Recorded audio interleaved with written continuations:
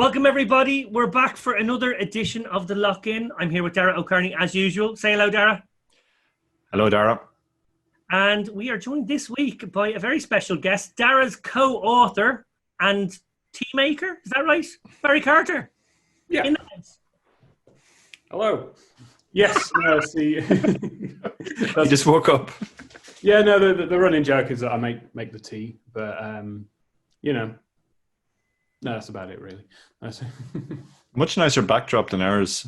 We have our usual backdrops here. Actually, I didn't bother to move the bicycle. Yeah, it looks pretty good. I've designed it in that way, but if I put it that way, you can see this wall that's just caved in over at the other end. Oh, yeah, that's not. Yeah, the green stuff is good. Yeah. Fancy, Barry. You live in a fancy place.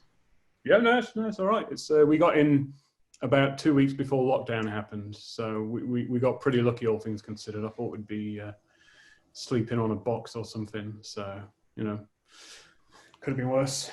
Could have been worse. Barry, you are a man who has been in the poker industry for a long time, so I thought having you on the show was an opportunity to really maybe get into the weeds of some of the recent topics that have come up in the world of poker. Yep. So first up, really, and I can already almost hear Dara's soul slipping away as I bring up Mike Postle and the case that we've done our best to avoid actually in the show. And I don't think we did a follow-up piece on the main Chip Race show for the reason that everybody else was covering it. And it's kind of like, okay, well, it's just covered. Like, it's covered to death. And it was over-covered when it happened. Not that it's not serious, but we just felt like, well, actually, do you know what? We can focus on other stuff. But to undermine that point, I do want to touch on it now with you, because you would be somebody who, may have had an opportunity to read into what happened. Obviously, the sort of legal stuff all happened. The judge made his ruling. I know it's possibly going to be kind of run again, but I'm not really sure if it will or if it's worth doing from the point of view of the plaintiffs. I know Mac Verstandig has said that he does want to continue with the case. So what's your overall impression before maybe we go into a few details? Turns out he's the best player in the world, and we should. I never thought it was. Well, no, I had a strong suspicion that he was going to get away with it. To be perfectly honest, simply because you require a pretty decent understanding of poker to understand how extraordinary his win rate was, and just how unlikely it was, and. I know the reason that he wasn't found guilty was mainly because of California law about, intervening in gambling disputes and stuff. But I just kind of think that you needed to be quite educated as a poker player there needed to be a jury of poker players, and then that would have been unfair against him. So I'm not that surprised. Maybe he'll come. From the point of view of a poker player, it's such a slam dunk. I guess what he did was effectively a trial by popular opinion. He went into all the details and he did a great job, sort of unmasking exactly what happened, and we all know what happened. But to come back to what you said there about the judge said the plaintiff's various claims were not cognizable under California law because California public policy bars judicial intervention in gambling disputes, in part because of the asserted damages are inherently speculative, as laid out in Kelly versus First Asterisk Corp. I assume a case from, I think it was 15 or 20 years that was on something similar to do with solving these types of disputes. Dara, to bring you in here, I remember us having a conversation quite early on in the Chip Race. I think it was a topical segment in maybe season 1, where we talked about a sort of gentleman's agreement, that poker has always been sort of viewed as this kind of gentleman's shake hands type of thing, as has most gambling or almost all gambling, even in the eyes of the law. Do you have any particular perspective on, well, maybe why that's a good thing, perhaps, and then also like why it mightn't be a good thing? To be honest, I don't think it is a good thing. I mean, from what I understand it, most of the gambling regulations, at least in our countries, by which I mean UK and Ireland, go back to some act in maybe the 18th century called the Gentleman's Wagering Act, where one gentleman agrees to wager against another gentleman, and they sort it out among themselves, and the courts don't get involved. And if they can't come to an agreement, the court won't actually set itself up as the arbiter. Now, that sometimes comes up when bookies refuse to pay out, for example, and the calling bookies gentlemen is a bit of a stretch, but they are gentleman number one in this case, not agreeing with gentleman number two, the punter who came in, which allows them to get away with a lot of stuff. So I think probably gambling in general needs a serious update, legislation, but you can't really blame the judges. I mean, they can just go by what the laws that are on the statute books. The judge in this case, I think, got some unfair criticism. People were saying it was bad judging, but from what I understand, I mean, he's constrained by Californian law, and the law in question didn't really allow him to come to any other judgment, which is unfortunate for us, but it does show that legislation is needed. Legislation and regulation are generally not welcomed by poker players, but there are benefits to them too. Most of the EU regulation, for example, and it's become quite fashionable to sort of rail against, those bureaucrats in Brussels, what do they know? But most EU regulation around the area of gambling is actually designed from a consumer protection point of view, which should be the perspective.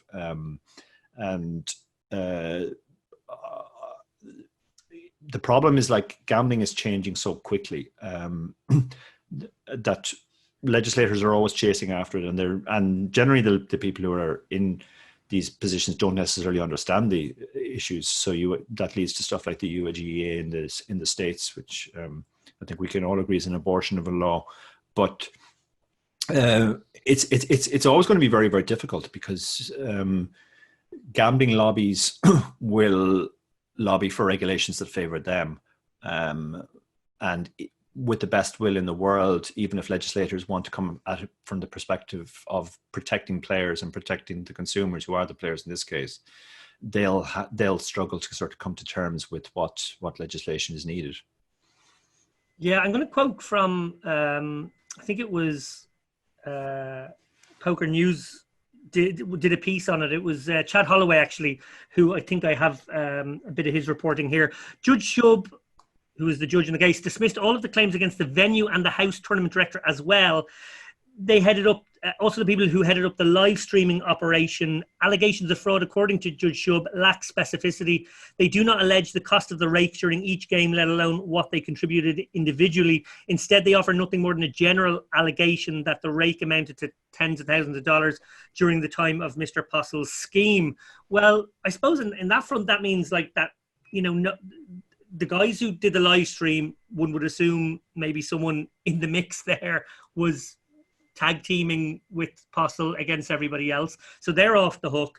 The casino who brought in the live stream team and created the environment where everyone could get fleeced, they're off the hook.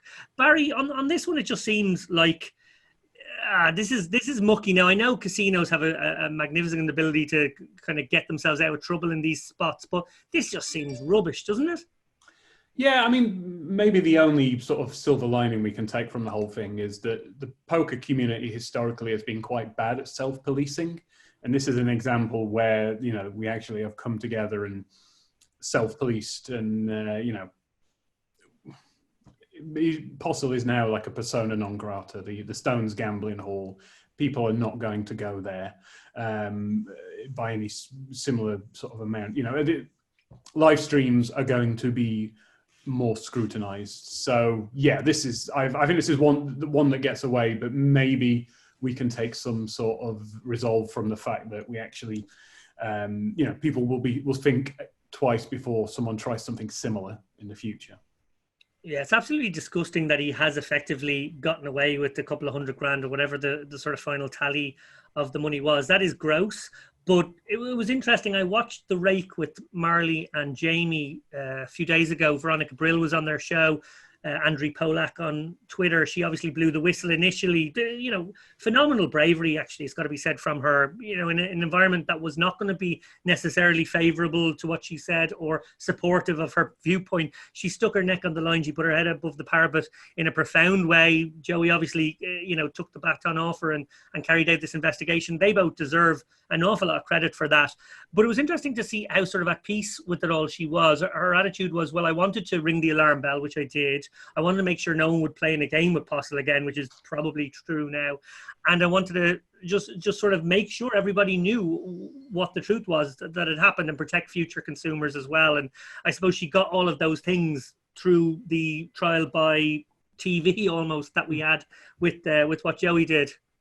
Yeah, she nailed it. The only thing she didn't do was get everyone's money back. But, you know, she's a mini celebrity in poker now. She's very well liked. She's pretty fun to follow on Twitter, irrespective of the Postle stuff. So again, small silver lining has made a little star out of her as well. So yeah, and I was joking the other day when they announced the GG World Series thing, because GG Poker is a relatively new site.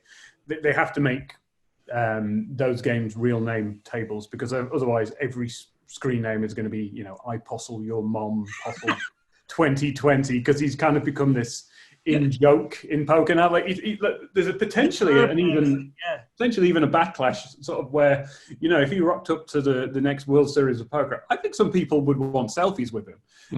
He's almost. I think we've already seen that with Will Kassouf. I mean, he's still treated. He still has celebrity status, and you know, people still play with him. He's still pretty much free to do all that stuff. We had to play with him in London recently. Yeah, I mean, there are other players who were caught doing even worse stuff, and we just tend to forget after a while. I mean, I'm not going to say the name, but please don't say the name, Dara. Our legal bills will. Yeah, I said I was sent a file by our fellow ambassador, or a hand by our fellow ambassador, to analyze, and it turned out that the villain in the hand was somebody who'd been embroiled in a major scandal like 5 years ago, and I barely remembered it, and Ian didn't remember it, and I had to Google it to make sure that it was that I wasn't misremembering it. So, you know, we have pretty short memories. Chris Ferguson got rehabilitated. Howard Lederer even showed up at some selected events. You know, I wouldn't be surprised to see Postle slip back in after the requisite period, whatever it is in this case. Yeah. Although he is claiming that he's done nothing wrong, which is going to be interesting if he does go for a follow-up, whether it's on Joey's show or whatever he might decide to do.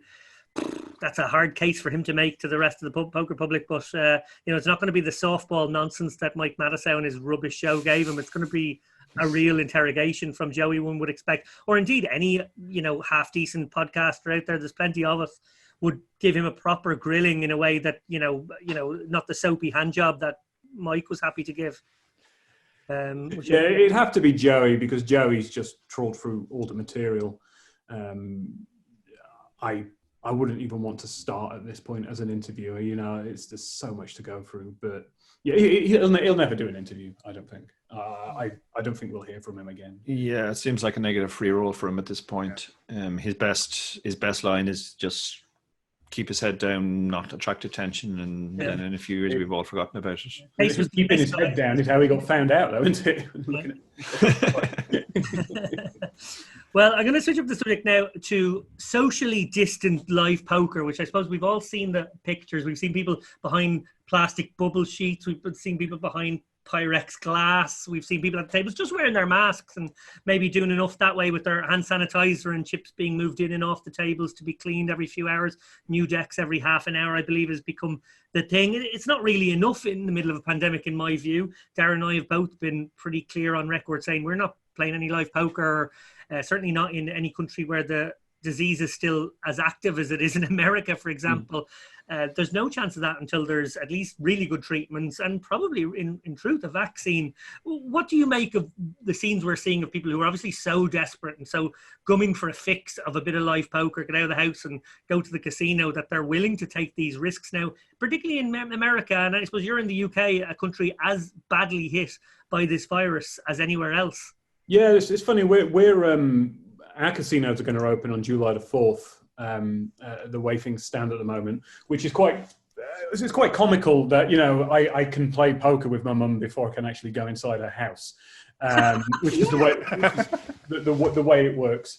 I think you nailed it with sort of, you know, desperate to play. You know, even if you forget about the spreading of disease aspect of it now, I mean, some of the images we're seeing are just look unpleasant to play poker in right now. Like I saw one this morning, I wrote about it this morning, where there was a table, it was a six-handed table, and 3 of the guys were wearing masks, and 3 of the guys went for option B, which is to have a shit-looking square bubble thing over all of them, you know, their entirety.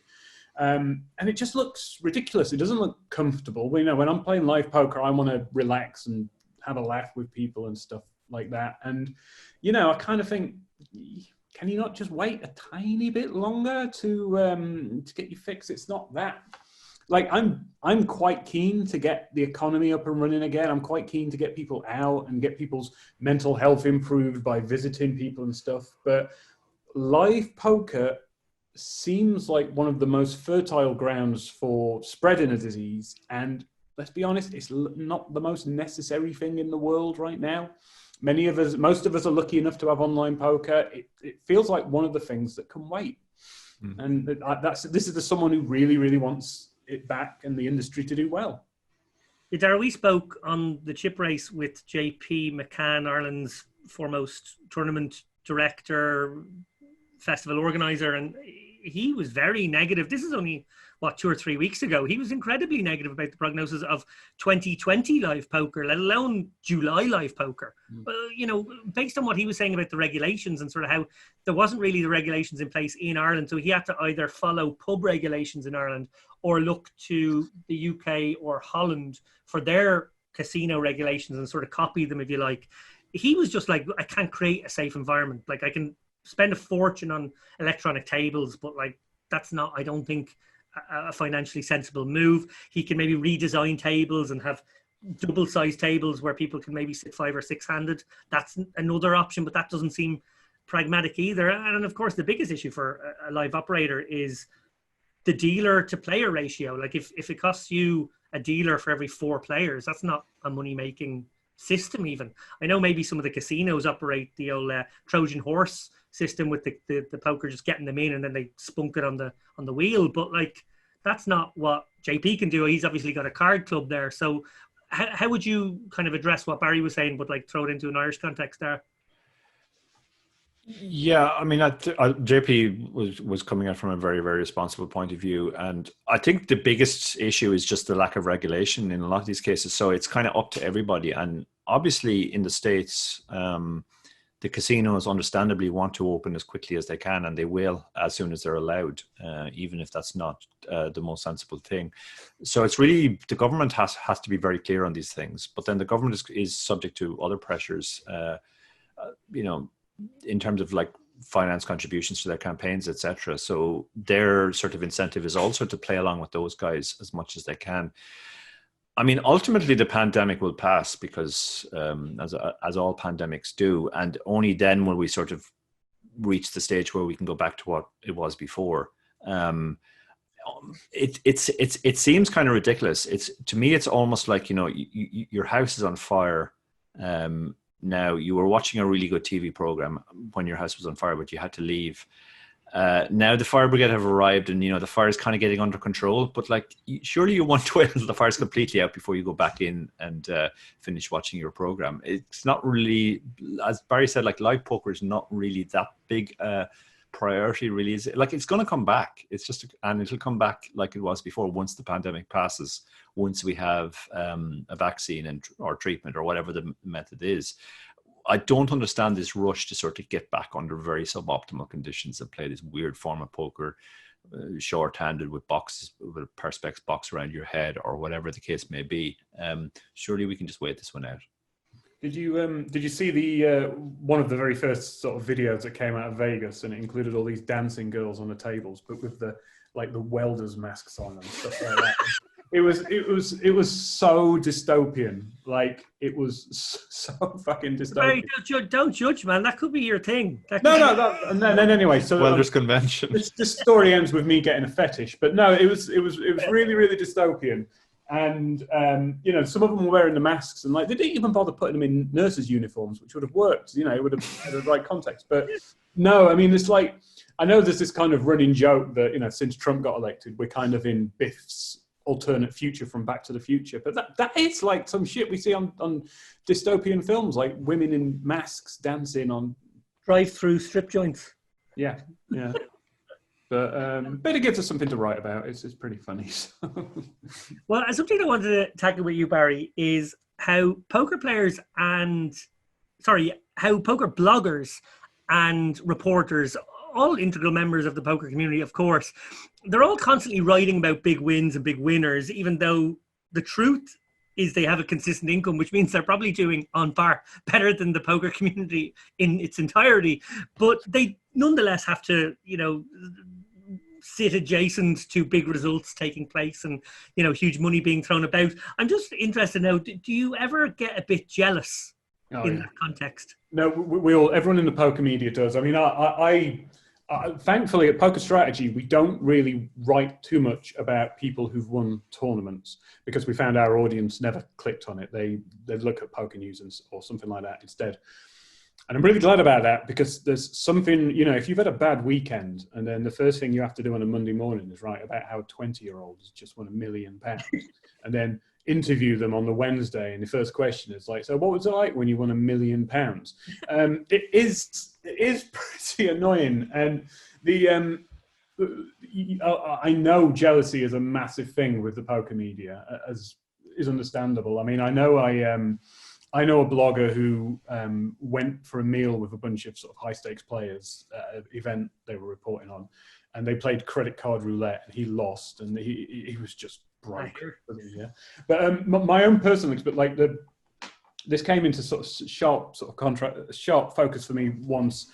This is 2008, something like that. I was live reporting at the Party Poker big game, cash game, 36-hour cash game. And Andrew Feldman, do you remember him? The high stakes player, got in a few controversies now and then. He asked if he could borrow my laptop to check something. This is before smartphones were a big thing, and you always had to do that when you were. They always thought they could borrow your laptop. I said sure, and I didn't think about it. He gave me my laptop back. I went to the hotel that night. Got up the next morning. Remembered I had like a £10 bet on Sheffield Wednesday or something like that on Betfair. So I logged into my Betfair account and I was looking at my Betfair account and it said £300,000 was in it. And what Feldman had done is he'd logged into his own Betfair account to check, something he'd done on it and left it logged in. So I was in this hotel room, and I didn't own a house at this point, and at the time, it never looked like I was going to get on the property ladder. And I was staring at what would be an incredibly good house where I live. And instinctively at poker, when you know the right decision right away, like someone free bets you and you instantly know you've got to fold, but you can't just do it automatically. You have to just sit there and acknowledge that something happened. Story. Are we about to make some news? No. I knew I was going to log out and never touch that money. And you can steal it with it when it's Betfair. You can ring a mate up and put 2,000 to 1 odds on a Hungarian football match and get your friend. Yeah, it's it would have been easy to do, but I knew I wasn't going to do anything about it. But I swear to God, I stared at that screen for 30 minutes before I logged out, just staring at it, just fucking staring. I only took $7,000, and I only took, and he didn't even notice because it was so much. I just stared. Yeah. Eventually, I logged out, took a deep breath, sent Andrew Feldman a message saying, "You do know you were logged in to your Betfair account with $300,000 staring at there." And I went, "Don't worry, I've logged out. It's all there." And he just sort of went, "Oh yeah." Yeah, there was so much money around back then. The credit card roulette story, I'm getting terrible flashbacks to my second Vegas when I got involved in a similar situation.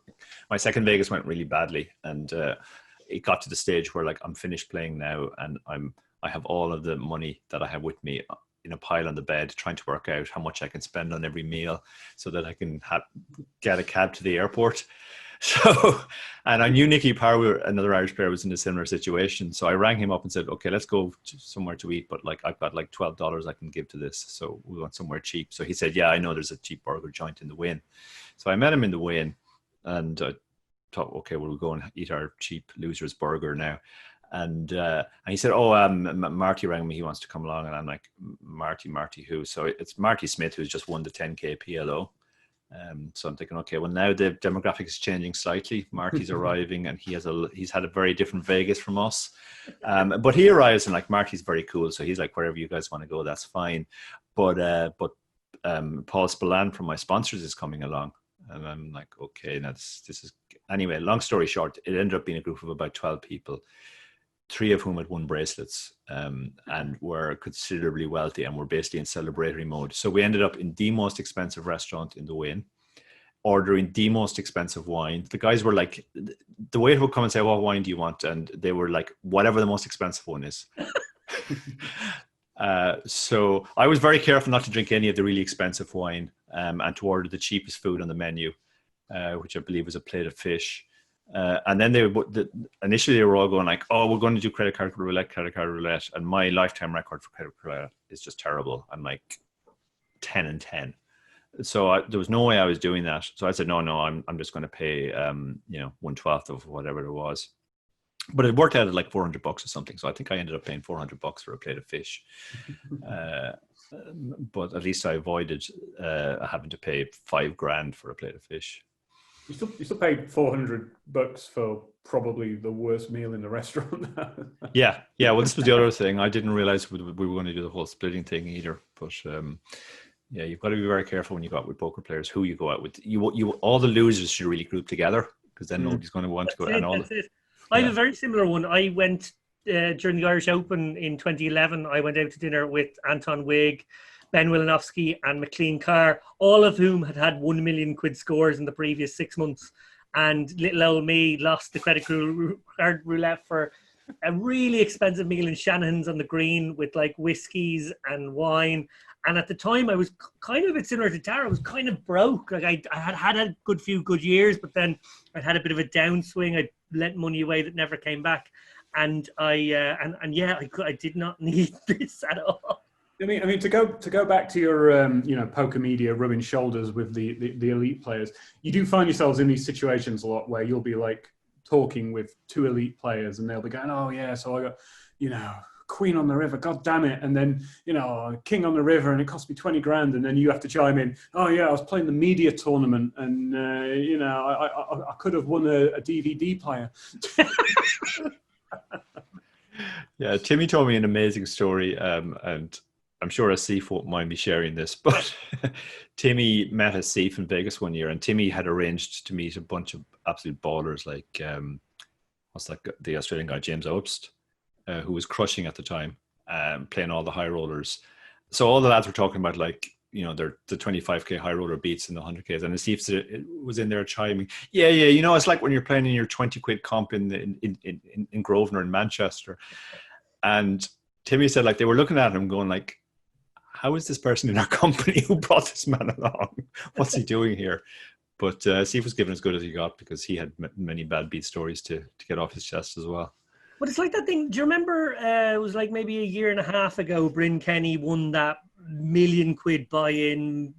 He chopped it like when he had a 8-1 chip lead heads up for 16 million or whatever it was, 18 million, and very, very generous. Of course, there was all the rumors that he'd like tipped the dealers really, really well, and then he bought these like ridiculously expensive bottles of whiskey, and that was going round and me sharing. It was like, oh, pour a glass for the dealers, pour a glass for the bloggers. I remember thinking like, it's like 400 quid glasses of whiskey. They probably would just have been like, can I have the cash alternative, Bryn? Can you just I never did the live reporting chip counting stuff that much of Poker News, but I did run really well with it, because I think I did 5 events, and I think 3 of those events, Tony G made the final table, and he owned Poker News at the time. So Tony G is mostly a very quiet, shy kind of guy, but when he's excited, he is the Tony G that you see on TV. And he always used to give a tip to everyone at Poker News when he'd make a final table in those things. So I did run quite well in those, and he actually gave us cash instead of whiskey. Oh wow, nice. Yeah, 400 quid, I think. Make it rain, Tony G. I like that much better. Finally, Barry, you and Dara have a book coming out. It's going to be out maybe in the next few days, maybe in the next week or 2. I don't know, and I don't know if you know quite yet. But sell it to me. What are you selling this time around? Well, we ruined satellites for the regulars last time out. Now we're going to ruin progressive knockout tournaments for everybody else. We kind of, after writing the satellite book with Dara, he started studying them more, and I studying PKOs more. And I started to realize by default I was getting better at progressive knockout tournaments. And we kind of realized that, you know, PKOs are the yin to the yang of satellites. So we worked on this book together. It's called PKO Poker Strategy. And I think it covers most of the biggest adjustments a regular tournament player should make in progressive knockout tournaments. And should be out by the end of June. And the place to find out about it first would be Dara's mailing list, because they'll have access to it a few days before it got the wider audience will. Excellent stuff. That's a good tip there. Join Dara's mailing list if you want to check it out. Dara, on this one, I want to come to you just on the strategy stuff. I suppose, you know, for a long time you were the strategy guru. You had won the UK IPT strategy leaderboard 2 or 3 times in a row, and not just won it, but like blitzed everyone else I know, because I was like 2nd and 3rd, and I think I had half your score, so it wasn't even close. And you know, I suppose the thing that is consistent in this, and Barry alluded to it there, is how there's a kind of a dialing up and a dialing down on the ICM. So what you understand is that if you come to this book, just like if you came to Poker Satellite Strategy with a pretty good knowledge of poker, or I suppose whatever level you're at, you could be recreational, intermediate, or an expert. What you're essentially doing is saying, okay, we'll take all the existing knowledge you have, and now I'm going to kind of put it through the lens of this specific game style, where we are actually going to turn the variant style like up to 11, as they say.